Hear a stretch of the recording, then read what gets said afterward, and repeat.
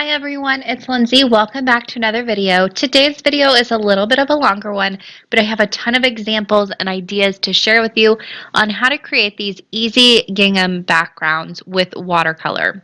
So the first thing I want to mention is that I will be working on regular heavyweight white cardstock. This is 110 pounds. It's not watercolor paper. It's not mixed media paper. It's not anything special. It's just heavyweight cardstock. This is the best thing I have found for this technique because it absorbs the color so quickly and it doesn't allow the colors to bleed as much. Now, on that note, something else I will be using on all of these cards is a palette. Off to the right-hand side, you can use anything you have on hand, even an extra sheet of acetate or plastic.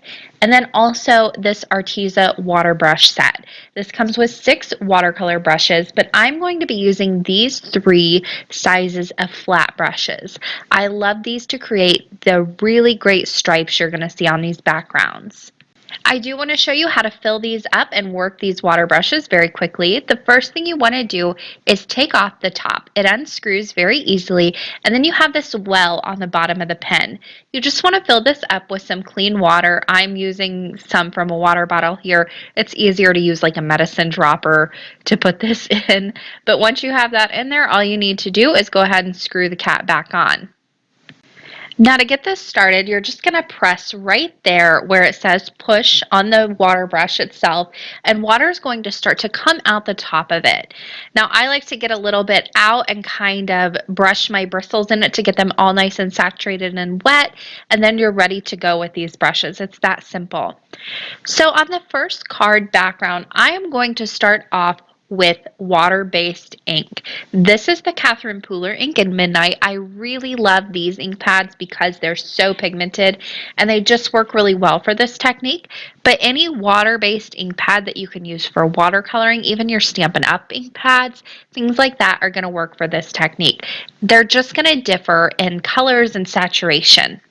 So what I like to do is smush some ink onto my pad on the right hand side, my palette, and then add some water to that. You can use a spray bottle. I just squeeze my brush and add my water that way and give it a good mix. Now it's time to put this color onto our background. Again, working directly on the regular plain white cardstock. This is going to soak up that color immediately, and it's not going to allow it to wick or bleed as much with this cardstock. Now for this, I am using the widest brush in the set. Depending on how wide you want your stripes to be is how big of a brush you're going to go with.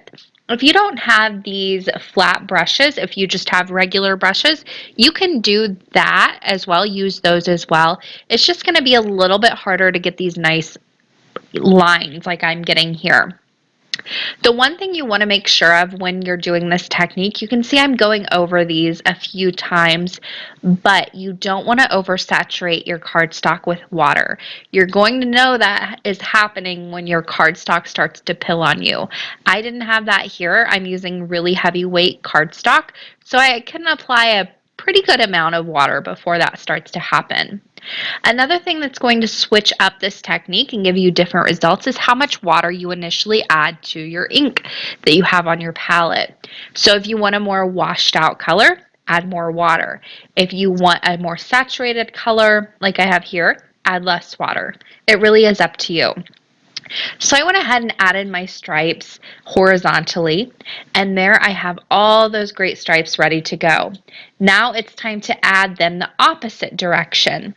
I didn't dry my cardstock in between this. It pretty much dried on its own because I have such little water on this, but you can dry those layers in between. That's going to keep the colors from bleeding into each other where you have those little squares where they overlap. But if you want them to bleed a little bit and get that more watercolor look, don't dry it in between the layers. It's up to you how you want to go about this. I'm going to go ahead and continue these stripes, making sure that I get them all about the same shade of black as the ones I've previously done. And I'm going back and forth with my brush. If you start to feel like you're getting too much water, but you still want it a little bit darker, give that layer a little bit of time to dry and then come back in and add more color after you've let it sit for a little bit. That's going to let some of the water evaporate and dry, so it's not going to pill your cardstock. I'll finish up with my last little line here. And then this background is done. Super easy. The only thing that was left to do was to dry it. Now I hit mine with a heat tool, but you could easily just let these air dry, set them off to the side, and they dry in about 5 minutes. I hit mine with a heat tool, and here's what it looks like when it's all dry. I love this background. It was super quick to make. I didn't cut out too much of the process, and it was all in real time. So however long that took is about how long this background took. To finish this card, I went ahead and added a vellum panel over it to highlight the die cut on the front. I used a zigzag die from Cat Scrappiness. On that vellum, I stamped a high use sentiment with stays on pigment ink in piano black. That way it dries very quickly and it won't smear. And I also added the Botanical Beauty die cut from the Stamp Market to finish off this very, very simple card. A tip that I like to use when I'm making backgrounds like this is use vellum whenever you want to overlay a die cut. That way you can still see your backgrounds through it. Now on my next card, I'm going to be using Dr. P.H. Martin's Hydrus watercolors. These are kind of in a league of their own. And I'll show you what I mean by that in a moment. But really, for the purpose of this technique, any liquid watercolor is going to do. It's only going to be one certain technique where these are going to be the most beneficial. So just a little forewarning there. But again, this technique is going to go the same exact way as the last one. I'm starting off with a little bit of the liquid watercolor on my palette. I'll have my cardstock ready to go. Again, plain white cardstock. And then for this one, I'm going to choose the medium width brush that is included in that brush set from Arteza. I'm adding some water to this. Now, these are very pigmented. So for this, I want to thin it down quite a bit with some water and really get some of that saturation out so you can see the true beauty of this color. Now for this, these are thinner stripes, so I'm going to have to add more to this panel. Whenever you're doing this, you're going to get a little bit of watercolor on your craft mat or whatever you're working on behind. So it's a good idea to either have a craft mat like I'm working on here or something that you don't mind getting the watercolor on it. I like to just do my stripes one way, clean up my surface area, and then do them the opposite way. That way I don't get as much smearing. And for my backgrounds for this, I am doing very organic hand-drawn lines for this. If you wanted to make them perfect, you could go in and tape out areas with masking tape or painter's tape, and that would work really well for this technique as well. But it's not going to give you as wonky kind of as lines as I'm getting here. Kind of the hand-drawn look is what I'm going for. So I did all of my lines horizontally across, and now I'm going to flip my cardstock and go the opposite way. Now in between this layer, I did dry with my heat gun, and that is going to set this ink. Now with the P.H. Martins, once it's set, it's set. It's not going to budge. It doesn't matter if you add more water over it, anything like that. These don't reactivate. Once they're set, they're set. That is so beneficial to this technique if you're going to use more than one color. So for this card, I'm just using one color and it works really well. But I'll show you later on in this video where you can kind of kick this up a notch and add a few colors to it. I'm finishing off this panel, and you can see as I was doing this, I smeared this panel right there in the bottom right-hand corner. That's okay. Don't throw out your smeared panels, just die cut them. So I went ahead and I heat set this, and it's ready to go. But I had that smear in the bottom left-hand corner. That's okay. It doesn't matter. You could redo this and use the whole panel if you wanted to, but I'm just going to go with it and die cut this with an oval die. This die set is from Waffle Flower Crafts, and it's a nesting oval die set. So I die cut a smaller one from that panel and then a larger one for a mat behind from some craft cardstock. Also from craft cardstock, I used the Cat Scrappiness condensed alphabet die set to die cut high with an exclamation point, and I die cut that several times so I could stack up those letters to create that chipboard effect. I attached that to the oval, and then I attached that whole panel to an A2 top folding card base to finish this very, very simple card. Now, as I was creating these backgrounds, I tried to think of what is an ink pad that a lot of card makers and crafters have on hand. And the one ink pad I could think of was the Distress ink pads. I like to always include something when I'm doing techniques like this where you don't have to go and buy things if you want to try it and see if this technique is for you. So for this, I wanted to show you how this looks with Distress inks as well. I went ahead and used Faded Jeans, applied quite a bit of that to my palette off to the right hand side, and then I'll just add some water with my water brush. For this background, I'm using the smallest brush in the set. The smaller the thickness of the brush, the more stripes you're going to have on your background. The larger, the less stripes you're going to have. Now, whenever I did this, I added quite a bit of water off to the right hand side. I also want to mention that you can use your reinkers for ink pads as well. The reinkers are going to be more concentrated with color and give you a darker line, whereas your ink pads, you can apply a lot of ink, but it's not going to be as saturated with color as your reinkers. So whatever your look you're going for is kind of what you want to decide what medium you want to use with your gingham backgrounds. Now with this, I added quite a bit of water and I'm using that smaller brush, so I'm adding more stripes to this. I'll be cleaning my work surface more often as I'm laying down this color. That's just to prevent smearing as much as possible and to keep the back as clean as possible as well. Also, when you have that color and that water off to the side, your paper can start to absorb that into the sides where you've cut down your panel. So just keep that in mind as you're creating your backgrounds and clean up your work surface as often as necessary. So I put down my stripes vertically and that is gorgeous. You could leave this panel as is, but if you want to go for that gingham look, rotate it your 90 degrees and put your stripes down one more time. And that's going to create those nice check patterns for that true gingham look. As I'm doing this, I'm also trying to keep my lines spaced as evenly as possible. It's not going to be 100% accurate because this is a hand-drawn look.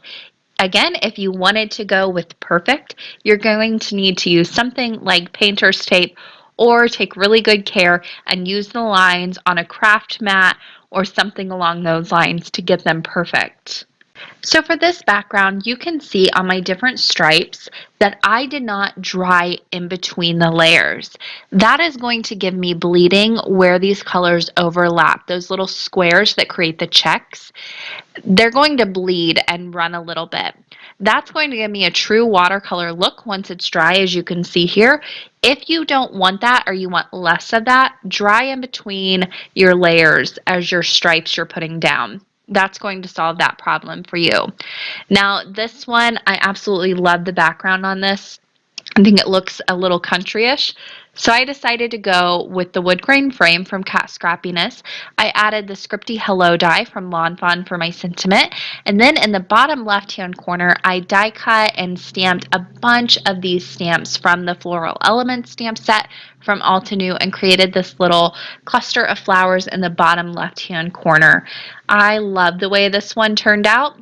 When I was creating this, I thought this would be my least favorite, but it's one of my favorites from this video. So for my next background, I'm going to be using powdered watercolors. These are color bursts from Ken Oliver. You can also use the Brushos, things like that, your powder watercolor, your powdered pigments. These work really well. Just know that these are super concentrated with color. I mean, the pigment on these is kind of wow. So you want to add quite a bit of water to these. Now, as I'm mixing this up, you might have noticed that this background didn't get turned into a card.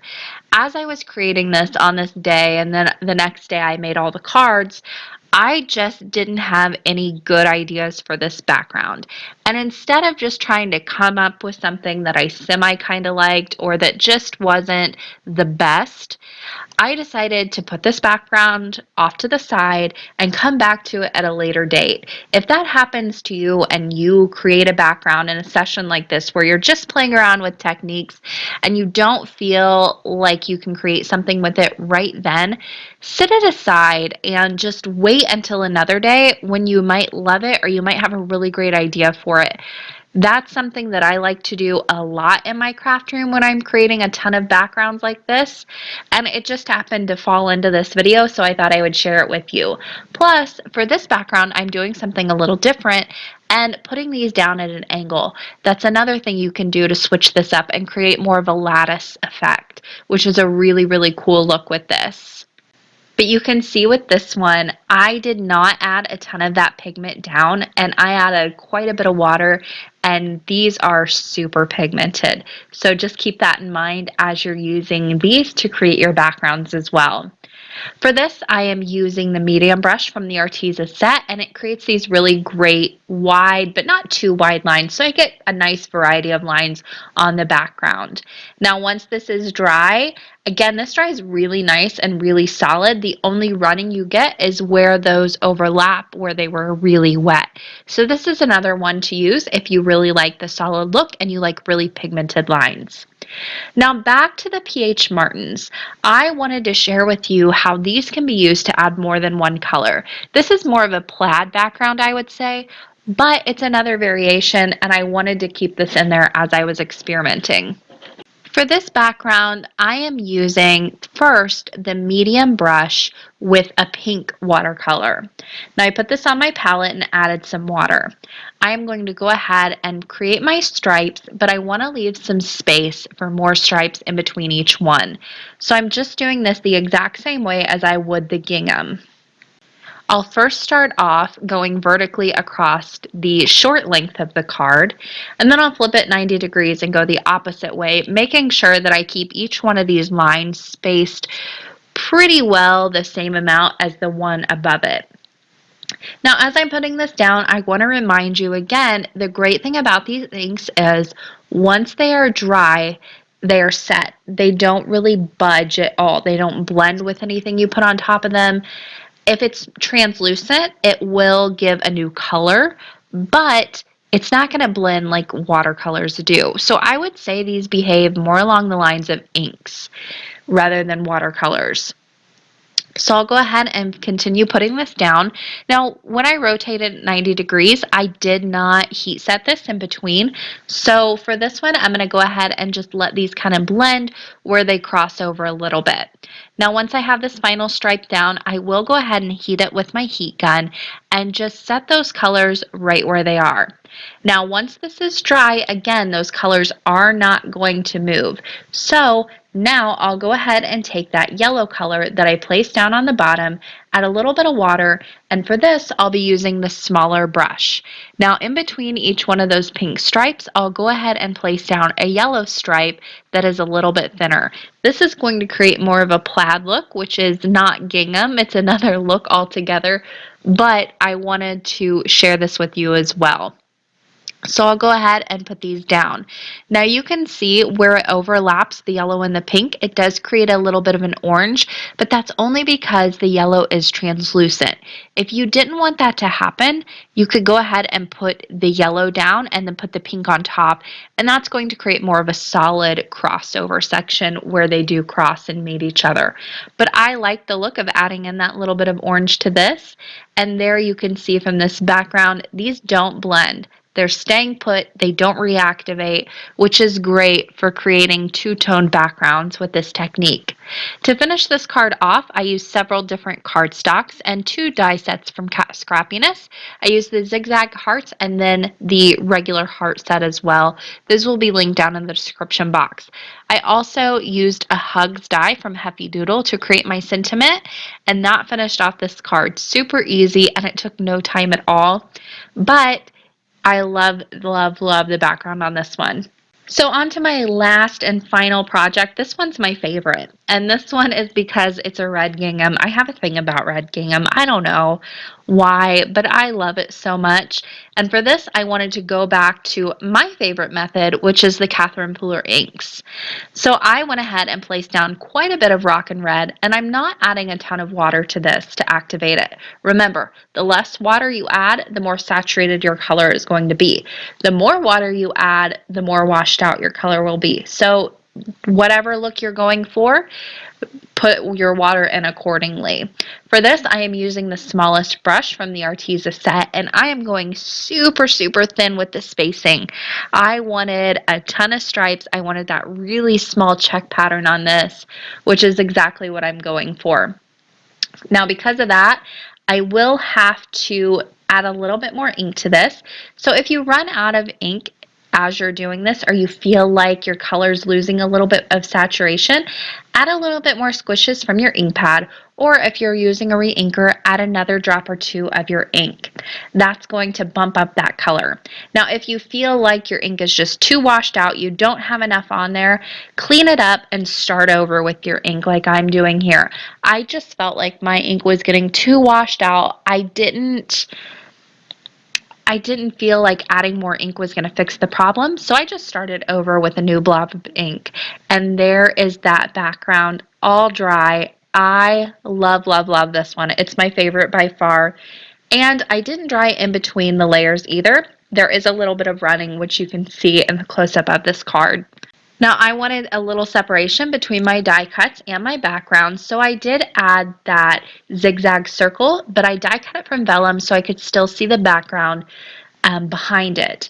Then on top of that circle, I added some little cupcakes with strawberries on top. Those are die cut from the Lawn Fawn Stitch cupcake die set. I love that die set. It's new to me, but it is so adorable. It makes the cutest little cupcakes. On the bottom of that, I added a flag banner that I die cut from a die set, and then on top of that, I added a happy birthday sentiment. That happy birthday sentiment is from the Stamp Market succulent stamp set. I just love the script of that. I think it's really beautiful, and I stamped that with some Catherine Pooler Midnight ink to finish off that card. That is the final card. Here is one last look at all these backgrounds. So there's a ton of information in this video. There are a ton of different ways you can do this technique. There are so many different products you can use, and I wanted to include them all so you could see if you had something on hand or you could give this technique a try and you didn't have to go out and buy something new. That being said, if you are interested in any of the supplies I did use, they're all going to be listed down in the description box below today. That is going to do it for me. If you made it till the end, thank you so much for watching. Happy crafting, everyone.